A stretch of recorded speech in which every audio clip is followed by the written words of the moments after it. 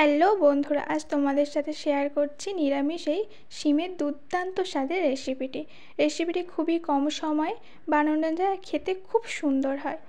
রেসিপিটি করার জন্য এখানে আমি 100 গ্রামের মতো শিম নিয়েছি আর নিয়েছি 3টি কাঁচা লঙ্কা। শিমগুলোকে খুব ভালোভাবে ধুয়ে নিয়েছি আর নিয়েছি 2 টেবিল স্পুন সর্ষে আর 2 টেবিল স্পুন পোস্ত। এগুলোকে আমি শিলে খুব ভালোভাবে বেটে নিয়েছি। তারপর একটা কড়াইতে পরিমাণ মতো তেল দিয়ে দিয়েছি। তেলটা গরম হয়ে গেলে আমি এতে দেব পরিমাণ মতো 5 ফোড়ন। 5 ফোড়ন দিলে রান্নাটা খুব সুন্দর হয়। 5 ফোড়নটা দিয়ে আমি একটু ভেজে নিলাম। এরপর যে আগে থেকে শিমগুলো আমি ধুয়ে রেখেছিলাম সেটি এর মধ্যে দিয়ে দেব। শিমগুলো দেওয়া হয়ে গেলে আমি শিমগুলোর সাথে 5 ফোড়নটা একবার ভালো করে ভেজে নেব। ভেজে নেওয়ার পর আমি এতে অ্যাড করব পরিমাণ মতো হলুদ গুঁড়ো আর দেব পরিমাণ মতো লবণ, দিয়ে আরেকবার ভালো করে নেড়ে নেব।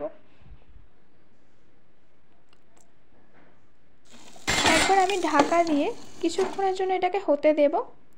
বন্ধুরা, দেখতেই পাচ্ছ শিমগুলো কিছুটা ভাজা হয়ে গেছে। এরপর আমি এতে অ্যাড করব আগে থেকে যে আমি পোস্তটা বেটে রেখেছিলাম সেটা এর মধ্যে দিয়ে দেব। এরপর আমি এতে দেব পরিমাণ মতো লঙ্কার গুঁড়ো, দিয়ে আরেকবার পোস্তর সাথে শিমটা ভালো করে মিশিয়ে নেব। মিশিয়ে নেওয়ার পর আমি আরেকবার ঢাকা চাপা দিয়ে কিছুক্ষণ হতে দেব। তো দেখতেই পাচ্ছ মশলাটা খুব সুন্দরভাবে শিমের সাথে মিশে গেছে। এরপর আমি এতে অ্যাড করছি সর্ষে দিয়ে আমি আরেকবার ভালো করে মিশিয়ে নিয়ে পরিমাণ মতো লবণ দিয়ে দিলাম আর পরিমাণ মতো জল দিয়ে দিয়েছি আর দিয়েছি 3টি কাঁচা লঙ্কা, দিয়ে ঢাকা চাপা দিয়ে আবার কিছুক্ষণ হতে দেব। গ্রেভিটা অনেকটা শুকনো হয়ে গেছিলো বলে আমি এতে কিছুটা পরিমাণ জল দিয়ে আবার একটু ফুটিয়ে নিয়েছিলাম। এরপর আমি এতে দেব পরিমাণ মতো চিনি দিলে নিরামিষ রান্নার স্বাদটা দ্বিগুণ বেড়ে যায়। তো রেসিপিটি কেমন লাগলো? আশা করি তোমাদের ভালো লেগেছে, আর ভালো লাগলে অবশ্যই কমেন্ট করে জানিও, আর বাড়িতে অবশ্যই সকলে একবার ট্রাই করো। টাটা।